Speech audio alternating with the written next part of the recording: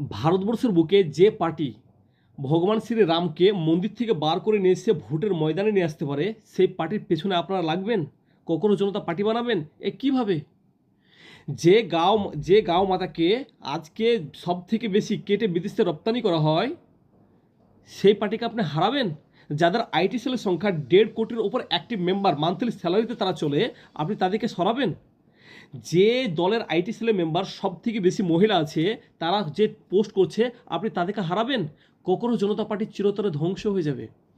হ্যাঁ, ফেসবুকে পড়ছিলাম কিছুদিন, 2-1 ঘন্টা আগে, সেটা হচ্ছে যে ওনারা বলছে এই কোকরো জনতা পার্টিকে নিয়ে কি সোরস ফান্ড করছে, বাংলাদেশ পাকিস্তান থেকে টাকা আসছে।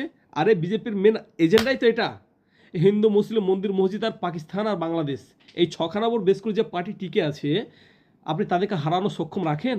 সম্ভব না। এরা কখনো বলেইনি আপনার সন্তানকে শিক্ষা দেবে, এরা বলেইনি আপনার সন্তানকে চাকরি দেবে, তারপরেও তো ক্ষমতা এসেছে। করাপশন না করলে পরে এই ফান্ডিং কোথা থেকে আসবে? এই 1.5 কোটি আইটি সেলের স্যালারি কোথা থেকে দেবে? দেশের প্রধানমন্ত্রীকে বাইরে একটু রোমান্স করতে গেছেন, আপনাদের সহ্য হচ্ছে না? মিডিয়া হাউস তো দেখুন, মিডিয়া খুলে দেখেন দেশে কী পরিমাণ আমাদের প্রধানমন্ত্রী চকলেটে অ্যাডভার্টাইজ করছে, আর আপনারা তাকে খারাপভাবে দেখছেন। বেচারা সারা রাত্রি ঘুমায় না, দিনের বেলা ঘুমায়, আর আপনারা তাকে উল্টোপাল্টা বলছেন। সাবধানে কথা বলবেন। এই আন্দোলন টান্দোলন মানি না ভাই, বিজেপি থাকা চাই। হ্যাঁ, দেশ বিক্রি করছে, তাতে আপনার কি যায় আসছে? আপনারই কি দেশ? যদি আপনাকে ফোন করে বলে একটা এয়ারপোর্ট বিক্রি আছে 10,000 কোটি টাকা লাগবে, আপনি কিনতে পারবেন? না, এটা কে পারবে? আম্বানি আর আদানি। তো আপনার প্রবলেম কোথায়? যতটুকু ক্ষমতা ততটুকুই থাকবেন।